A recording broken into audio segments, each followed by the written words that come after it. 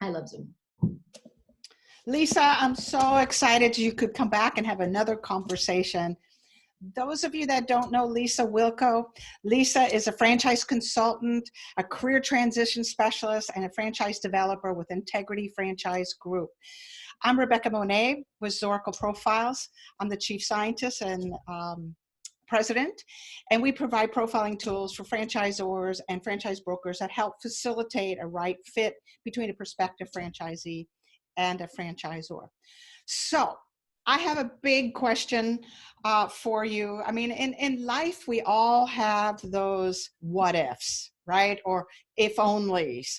And so I guess my question to you, do you have if only or what if in your life?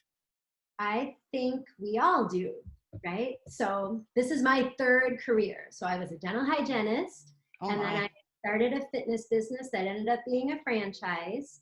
And then now I'm a franchise consultant. And so I don't think that I would have been through that if I didn't have those little like what ifs. But what if almost sounds negative. I don't know. Does it? Like, oh, what if?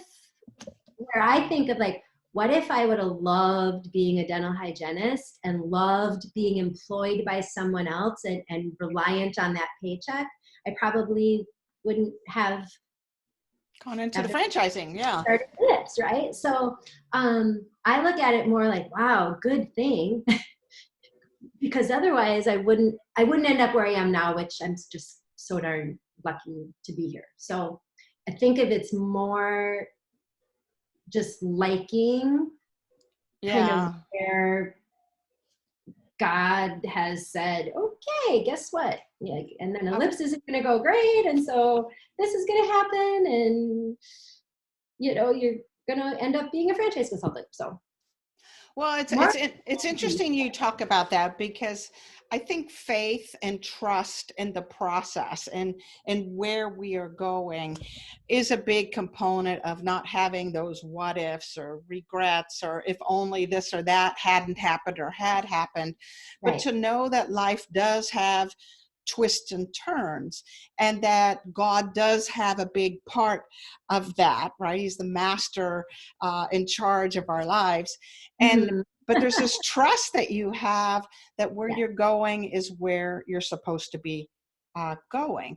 But not everybody has that kind of mentality of trusting the process. They need more kind of control.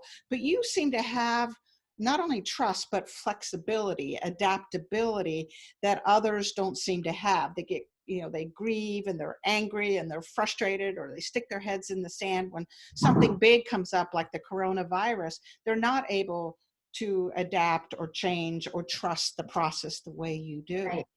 Right. Yeah. And I don't know what that is. It's just kind of in me. It was funny. I was doing one of those dorky Facebook quizzes that I don't actually ever post them, but I'm going to just bug my husband and be like, okay, what's my favorite color? What's my favorite, to see how well he knows me after a bazillion years. And something about the attribute, or what trait do I have that you think is kind of cool, or that I would be known for, whatever it is. And I remember him saying, you're the queen of plan B. At least nothing, you don't get rattled. You just kind of take it and you just, okay, this is the direction we're going. Like, okay, this coronavirus pandemic just shook up our entire business.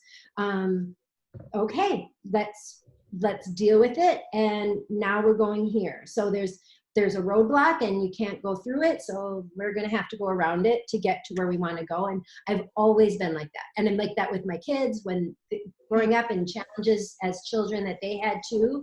It's like, oh, and you want to acknowledge it, right? Like the Good Mom book says, acknowledge it. So you not acknowledge it. And then you're like, okay, so what are we going to do?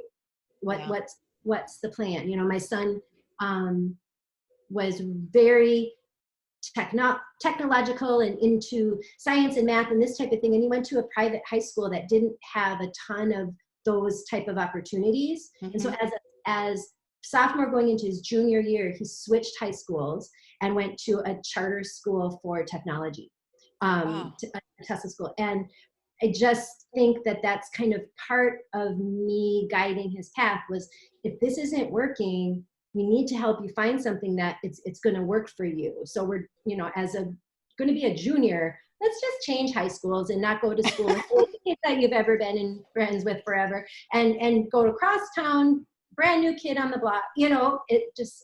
But that's kind of how my personality is. If this isn't working, let's figure out what the plan is. So there's a couple of things that I'm seeing. One is a faith or a trust in something better, whether that's the coronavirus pandemic.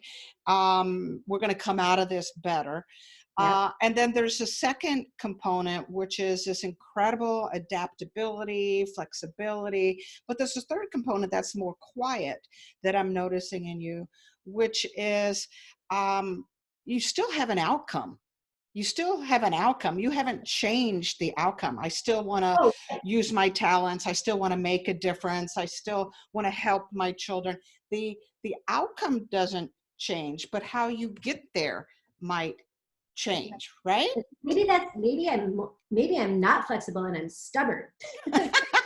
Or maybe I'm like, oh no, we are going to make this business successful, and this is how we have to do it now, different from how we did it a month ago. So yeah, maybe I'm super stubborn.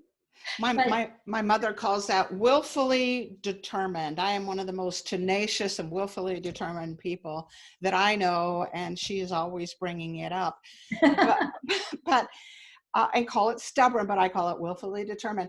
But it's an attribute of grit. It's an attribute of being able to overcome obstacles and being enough flexible that says that path didn't work, but my goal doesn't change. My goal doesn't change in terms of, in this case, you want to help people find the right business and lead successful and fulfilling lives. And for me, of course, it's to help you and others to do just that.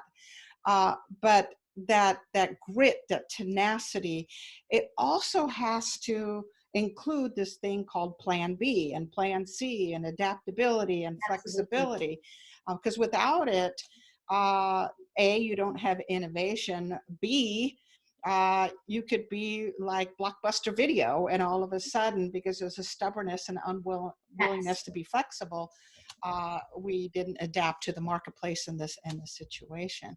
And you're having to adapt right now with this coronavirus. I'm guessing there's probably a lot of blessings that actually have come out of that for you and for those people you're working with.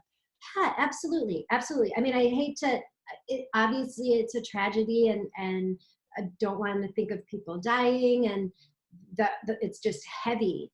From what we do and helping people to evaluate businesses and that type of thing, I think it's come in, that attribute has come in pretty handy, because my candidates that were way through the pipeline and wanted to immediately slam on the brakes were not surprised when I said, we don't need to slam on the brakes. We can pump the brakes, give it some thought, possibly restructure our whole plan. And that's okay. That doesn't mean we can never talk to each other again. It just means, okay, instead of a 401k rollover, we're probably going to do an SBA loan because the SBA has all this great stuff.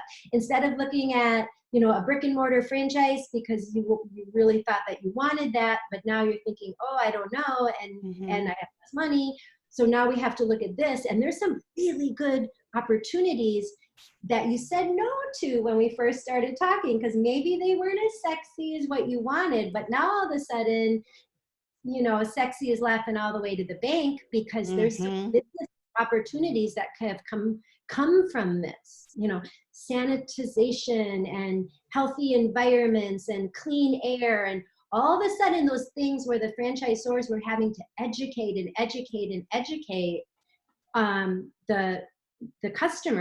the customers all of a sudden are like, okay, I get it. We need to have you there. We need to be sanitized. We need to have you here. And that business model just became very, very, very, very relevant, and not just for this 2-month break. Right. It's going to be relevant for years. So let's take a look at it again. So a lot of businesses that may have been overlooked in the past because they didn't look sexy, right, are now viable, essential businesses for our prospective franchisees. I was joking with a friend of mine. I said, I think I'm going to create some t-shirts that says I'm essential, and I'm going to sell t-shirts during this time, because we're all thinking, what services, what products, what does someone need on a regular basis, many of which you just mentioned, that in the past we may not have thought as sexy. And now all of a sudden, they're fabulous businesses for us to be pondering. Right. And very community oriented as well. I think one thing that's going to come out of this is not just going to be successful business part of it, but something that's going to come out of all of this family time and all of this adjustment and safer at home is going to be lifestyle design, because hopefully people are thinking about, this is really an opportunity to sit and have dinner with my family, where I was traveling 3 weeks, where I didn't think it was that big of a deal because somebody was home holding down the fort. But now I'm realizing I was missing out on a lot. And so you just don't know what's gonna come out of it. It is gonna be more than monetary. I think it's going to be, my life changed, and now I'm looking through a different lens. I agree. I mean, we're all doing that, right? We're reevaluating what's important. We have the time now, we're home, we're furloughed, we lay off, our hours have been cut, whatever it is. We have the time to assess what's important in my life. Like you said, more time with family, less travel, possibly, greater self-expression, leaving a legacy. Those are things that folks are now pondering and considering, where before they had their heads down and they were just doing the doingness, right? So what a wonderful opportunity it's been for prospective franchisees, and all of us for that matter, to reassess the ROI on our life, right? How we spend our time, money, and energy, and what really are our values and what really is important to you. And what a great time to be considering business ownership, where I can now look at all those things that are important to me and find a way to create a livelihood that balances all of those things that are important to me. Absolutely. So the plan B for some people is going to be their choice. And that's great. Like, wow. But then the plan B for some people is going to be, you have to figure out your plan B. And which takes us back to where this conversation started. A lot of our what ifs and if onlys, the plan B that happened sometimes was by default, right? It happened, and but it ends up being, oh my gosh, this is the best thing that ever happened to me. At the time, it seemed like a crisis. At the time, this is not what I had planned for my life. And plan B, the default plan, or the plan C, oftentimes is exactly where we're meant to be. And trusting that process isn't always easy, especially for those that have a tendency to need a lot of control.